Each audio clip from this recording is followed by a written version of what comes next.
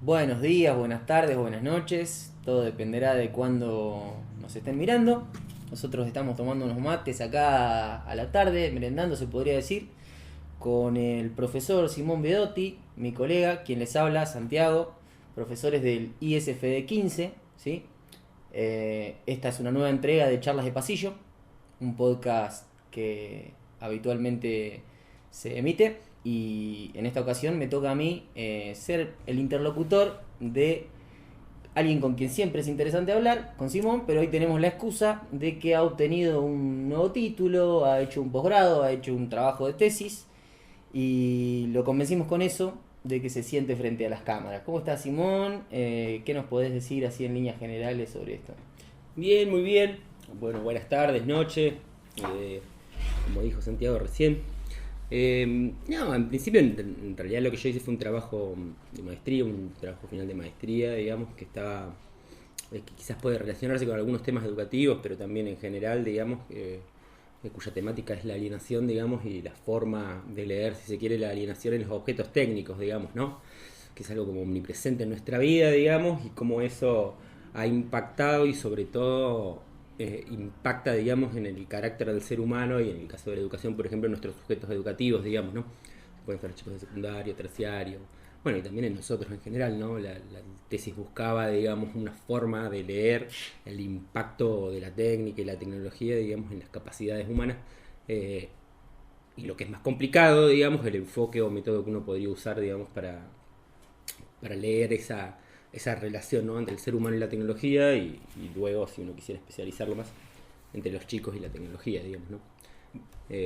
Como que esa es la temática en general. Bien, espectacular. Está bueno esto que traes de vincularlo por ahí a el ámbito en el que nos movemos, que es un profesorado para la enseñanza media, para una formación de docentes de secundaria en filosofía, y por ahí desde un marco quizá relativamente ajeno, ¿no? Con el que se pueden establecer muy, muy buenos diálogos de todos modos, ajeno a lo que es el diseño curricular y a todo lo que figura como habitualmente utilizado. Digo habitualmente de un modo un poco apresurado, tal vez porque todavía no hemos generado un hábito, ¿no? En relación con el diseño curricular, es muy nuevo y está bueno empezar por ahí a atender puentes, conversaciones y demás. Me detengo en principio en el título, altos niveles de filosofía en el título, ¿no? Técnica y alienación, técnica y alienación, una discusión a partir del debate Benjamin y Adorno, entre Benjamin y Adorno. O sea, es una discusión a partir de un debate, hay como un metanivel, ¿no? Sí, sí, la cosa en general ahí, digamos, es que sí, son dos autores en realidad alemanes que escriben, digamos, en el periodo de entreguerras, digamos, en el periodo del ascenso del nazismo, donde la tecnología empezó, digamos, a mostrar, si se quiere, su cara más oscura, digamos, ¿no? La utilización de los medios técnicos en el ascenso del nazismo, digamos, la utilización de los medios técnicos en el genocidio, como que en parte es el contexto donde escriben los autores y es medianamente como el problema más fuerte, digamos, que yo veía en la relación entre el ser humano y la tecnología, digamos, no como algo que parecía en primer lugar una especie de catapulta hacia el progreso, digamos, y el bienestar de la humanidad, literalmente terminó siendo lo opuesto y generando una especie de infierno en la tierra, digamos, ¿no? Sí, tal cual, usás esa palabra, de hecho, y varias otras que vienen de la tradición por ahí religiosa, pero en otro sentido. Ahí vamos a ir por ahí. Bien. Pero bueno, la cuestión es que es una discusión a partir de un debate, porque Benjamin y Adorno efectivamente debatían, digamos, eran amigos, pero tenían posiciones relativamente encontradas, pero me parece que en tu tesis lo que hay es más una tendencia a la síntesis, ¿sí? En un paréntesis vale decir que esta conversación que estamos teniendo con Simón es una más de otras, de tantas que venimos teniendo desde que Simón está haciendo esta tesis desde otras latitudes y otros tiempos, ¿no? Prácticamente no hablamos de otra cosa, pero me interesa hablar del término alienación que aparece en nuestro diseño curricular de media, vinculado más que nada en el diseño al concepto de trabajo en Marx, en el señor Carlos Marx. Aquí hay una inspiración en eso, pero bueno, como vos decías, tiene que ver más con otras cosas propias del siglo XX y no directamente es el trabajo un tema que vos abordes tanto en la tesis. Claro, sí, el diseño curricular, digamos, está centrado en la teoría de la elección de Marx, digamos, que quizás fue primero o el segundo después de Hegel, digamos, en utilizar la palabra y sería, digamos, como el desarrollo más extenso.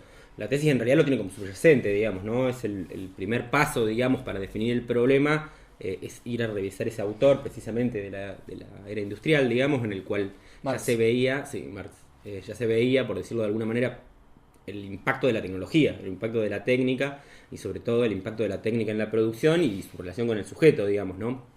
En ese sentido, bueno, en el diseño curricular aparece, digamos, algo de esto, el impacto de la revolución industrial en la subjetividad. Lo central de la alienación en realidad es la pérdida del mundo que el ser humano crea, o su ajenidad, digamos, ¿no? Lo que sucede en la era industrial, digamos, a diferencia del feudalismo, donde el trabajo manual y el trabajo artesanal medianamente primaba y el sujeto tenía una especie de vínculo muy estrecho con su producción, es que en la era industrial, digamos, y sobre todo con las cadenas de montaje y luego lo que va a ser el Fordismo y el postfordismo incluso también podría incluirse, genera una pérdida de la relación o del vínculo del ser humano con su mundo, digamos, ¿no?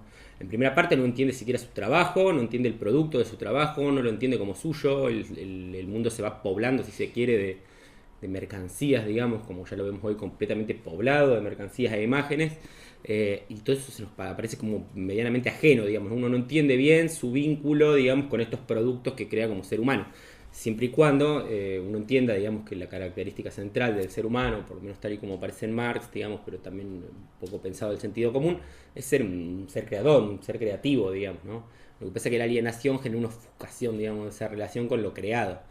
Claro, cualquiera lo podría reconocer, de hecho, ¿no? Digo, la mayoría de las entidades, digamos, que poblan este mundo de las cosas convertidas en mercancías muy ajenas, muy caras, no las podemos acceder. Y sobre todo no nos aparecen como propias, digamos, ¿no? Aparecen atrás de una vidriera con una especie de aura mística relacionada, digamos, con la propaganda, digamos, ¿no? El último celular, las cosas que ya aparecen como con personalidad, los autos que vienen altamente personalizados y hasta la gente le pone nombre y etcétera, en realidad consiste en una especie de pérdida de vínculo con el objeto. Y todo se puede pensar en términos de mercancía como un número, ¿no? Como un valor en el mercado de valores.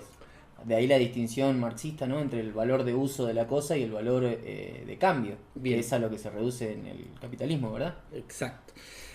En parte de la discusión, digamos, y lo que me lleva a la tesis, en realidad es una profunda creencia de que los autores están trabajando, digamos, con una especie de concepto llave, podríamos decirle, que funciona para leer toda la época, que es literalmente de mercancía.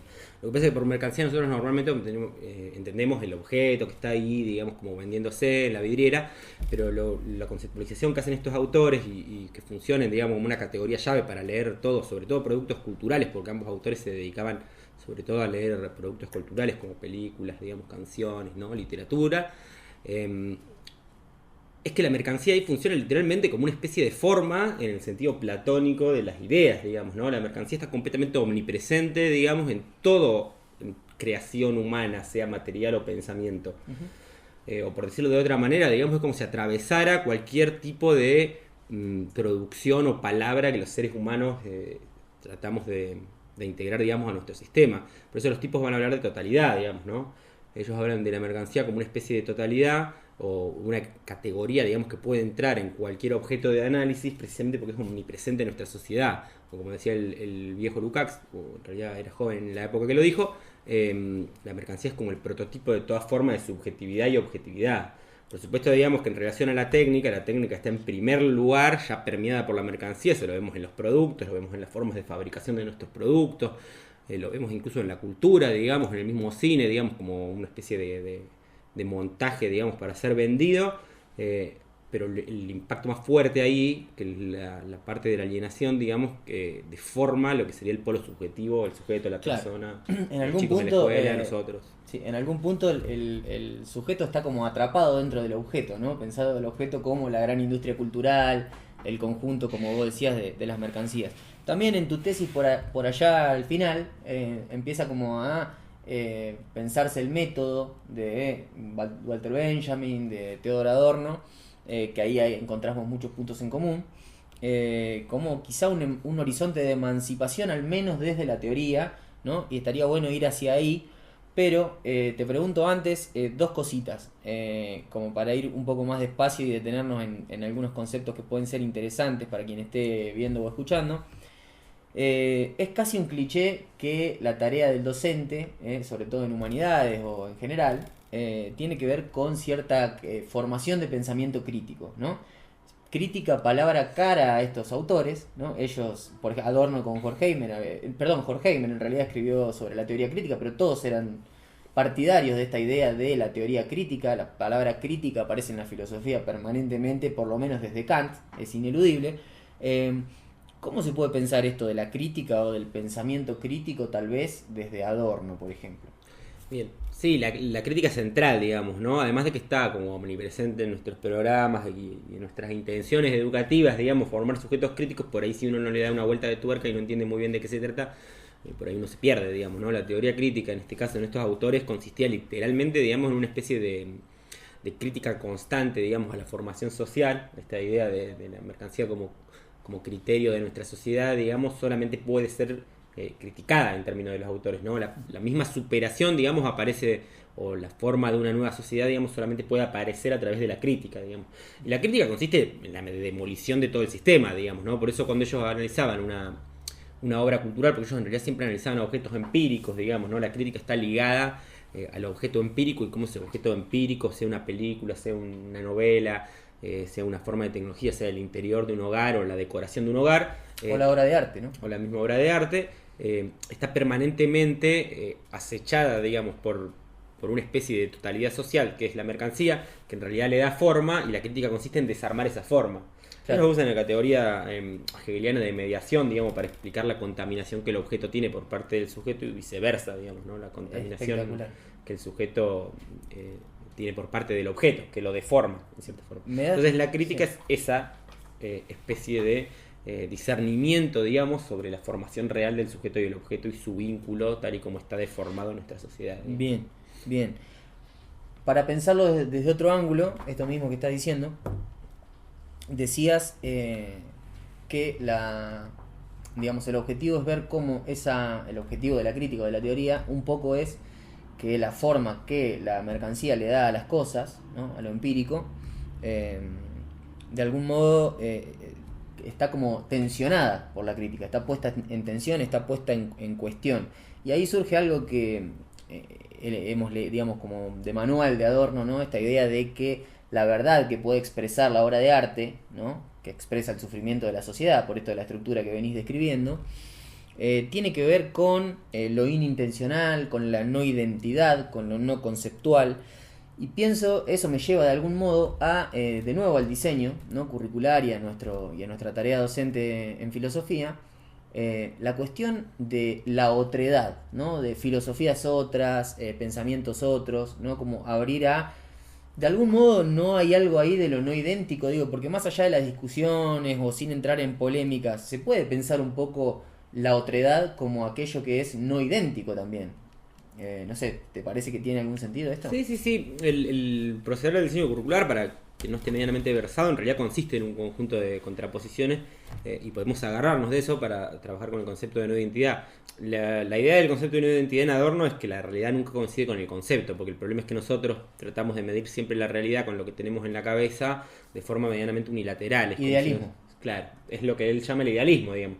Nosotros tratamos de medir la realidad en base a categorías que identifican el objeto con lo que tenemos en la cabeza. Y ahí viene la importancia del diseño curricular, digamos, ¿no? Uno tiene todo un conjunto de concepciones filosóficas sobre, por ejemplo, en filosofía y en el área de sociales se labura con revoluciones, y esas revoluciones son analizadas como desde dos puntos de vista, o por lo menos da más de un punto de vista.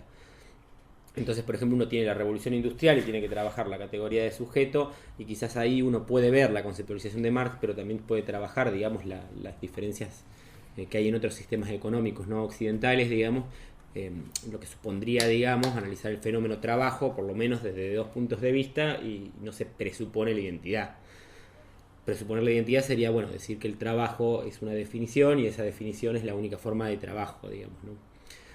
Lo único que habría que hacer ahí, digamos, es darle una vuelta de tuerca, digamos, ¿no? Porque la idea de no identidad en general está relacionado, por lo menos en el análisis de estos fenómenos, pueden ser fenómenos culturales, pero puede ser el trabajo, cualquier cosa, consiste en mostrar una constelación completa de ideas o conceptos, digamos, de conceptos en realidad, digamos, que pueden darle significado al fenómeno, pero ese significado solamente puede ser inintencional.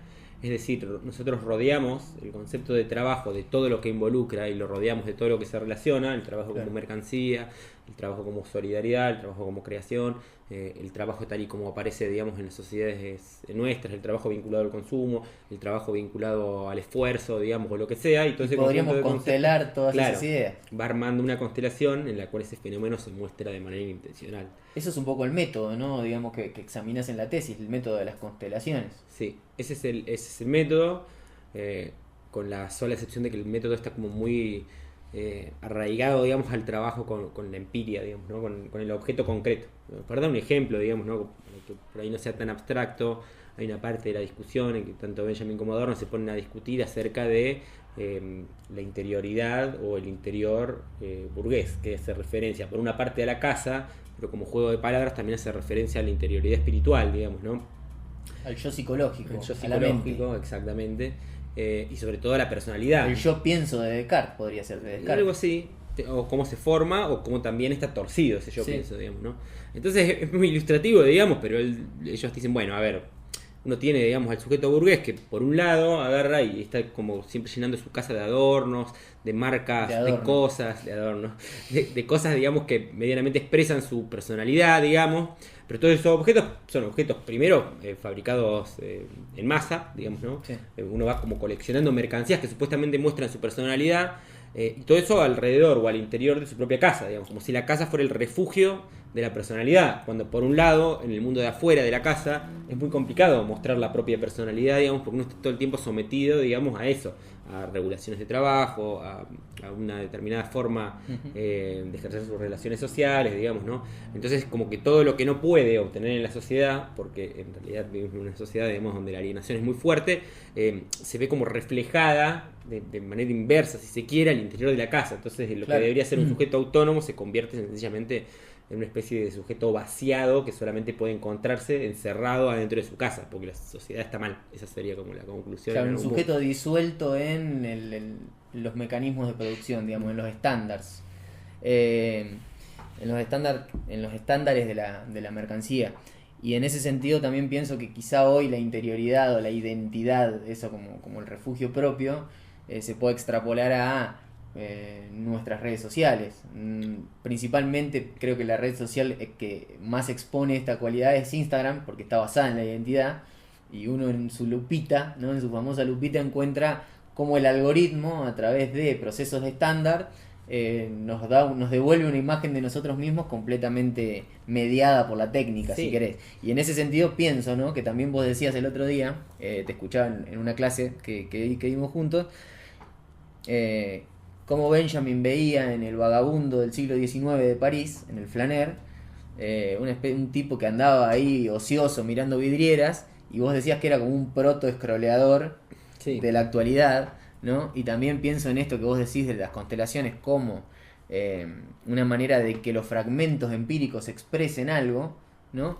Eso se debe en parte a que Benjamin, por ejemplo, entiende la historia como un conjunto de fragmentos, de ruinas, de destrucciones, ¿no? Que están como por debajo o por detrás de la historia oficial, por así decirlo. Y yo pienso de nuevo, volviendo a Instagram, que la experiencia de quien está scrolleando o andando por las redes es muy fragmentaria. Y en ese sentido me viene, digamos, lo otro que te quería preguntar en relación con la educación, que es por el sujeto como sujeto del aprendizaje y cómo está mediado por la técnica. Es una discusión hoy en todas las escuelas, en todos los colegios, en todos lados. ¿Qué pasa con la técnica? Y yo sé que vos le estuviste dando vueltas al tema porque en didáctica estuviste mechando ahí también con Adorno y demás. No sé si contándonos un poco sobre la tesis y sobre la posibilidad de una emancipación, quizá de algún tipo de emancipación, una mínima promesa de felicidad, como dice Adorno. ¿Qué reflexión te merece, no sé, la técnica en relación con la enseñanza? Sí, lo primero que hay que comprender es que como la cuestión de estar relacionada a la alienación, en realidad lo que yo entiendo, digamos, que nosotros nos encontramos con sujetos alienados en todos lados, digamos, incluido en la escuela, y esta cuestión de la fragmentación de los sujetos es muy fuerte, pero la fragmentación está vinculada completamente a la tecnología. Eso que voy a decir, que el sujeto es completamente fragmentario por el scrolleo o por las diversas experiencias vitales que puede llegar a tener, que nunca están conectadas, nunca forman ningún tipo de unidad, digamos.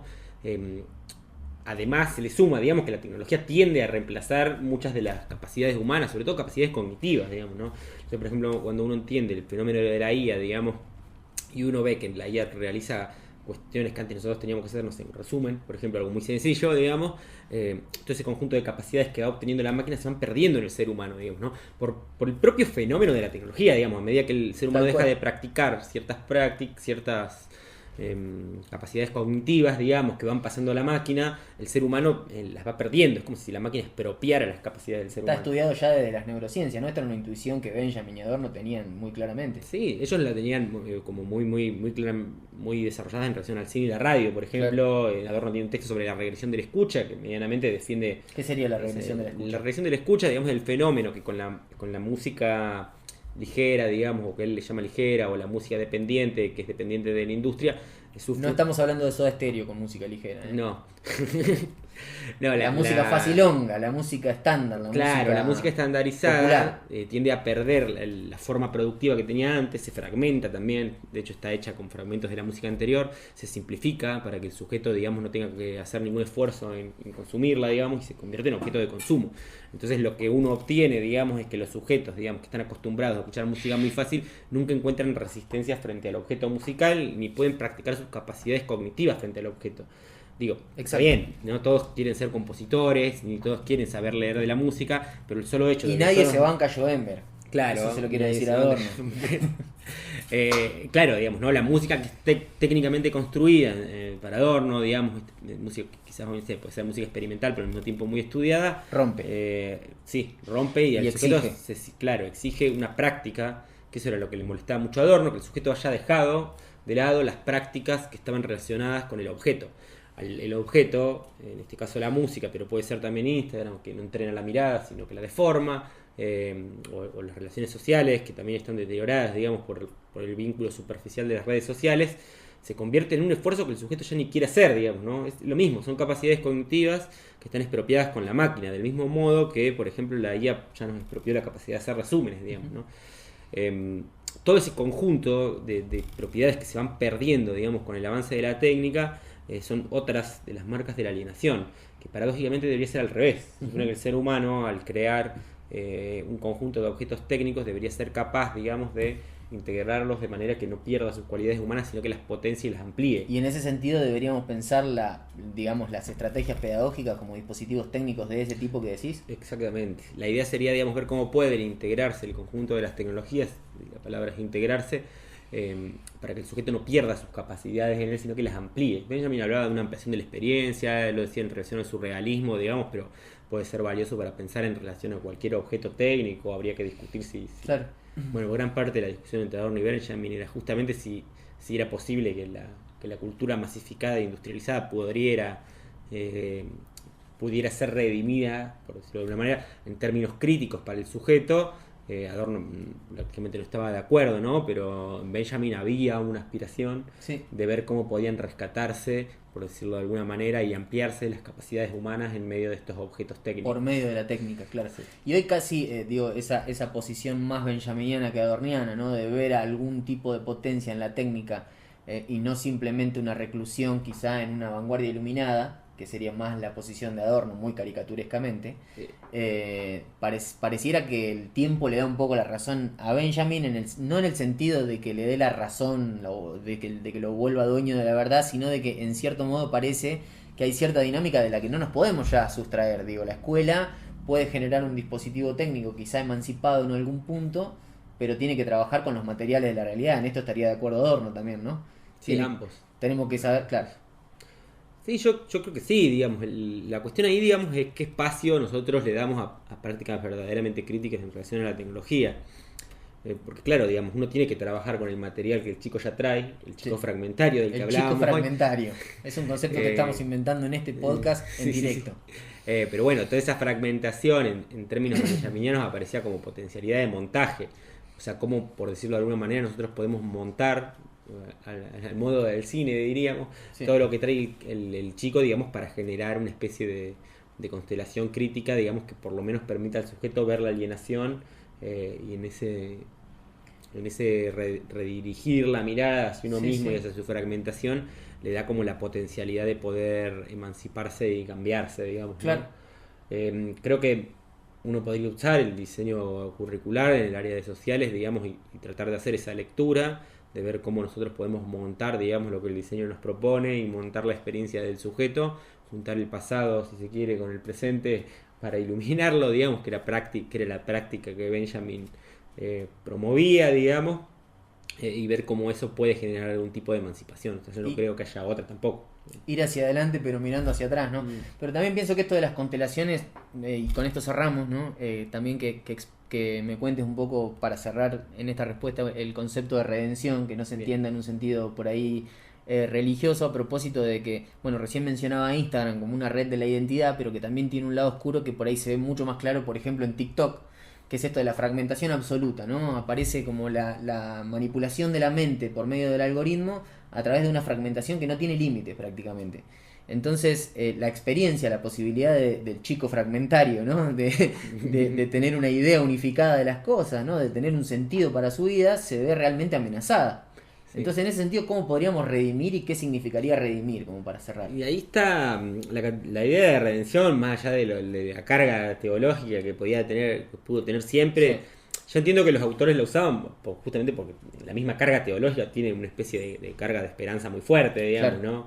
Digo, uno no está completamente vencido si cree que las cosas pueden cambiar de alguna manera, digamos, ¿no? Para bien, obvio, sería la idea, digamos. Y en el caso, digamos, de toda nuestra fragmentación, la idea es que nosotros podamos, que pueda ser iluminada la técnica, debería ser un factor de crecimiento, digamos, incluso para los chicos. Muchas veces en la integración escolar, digamos, uno ya perdió la pregunta por si la tecnología se viene o mal, porque uno ya está medio mareado, digamos, ¿no? Pero en realidad podría potenciar, digamos, increíblemente las capacidades del ser humano, tanto para revisar la historia como para proponerla. Nuestro problema es que estamos rotos en la imaginación, digamos, ¿no? Nuestra imaginación se ha convertido en apocalíptica, ¿no? Una frase muy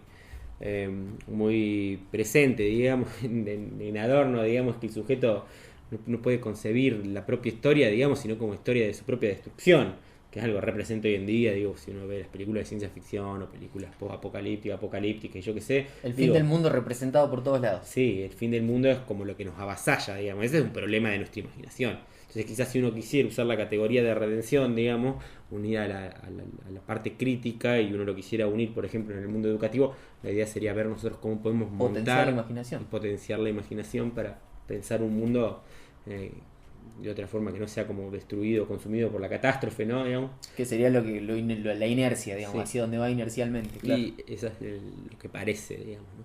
Lo que sí, digamos, ahí las categorías religiosas también funcionan como esperanza. Yo no sé si hoy son utilizables, digo, hoy la palabra redención quizás ya perdió su sentido. En el contexto de estos autores, digamos, todavía militar. Tenía.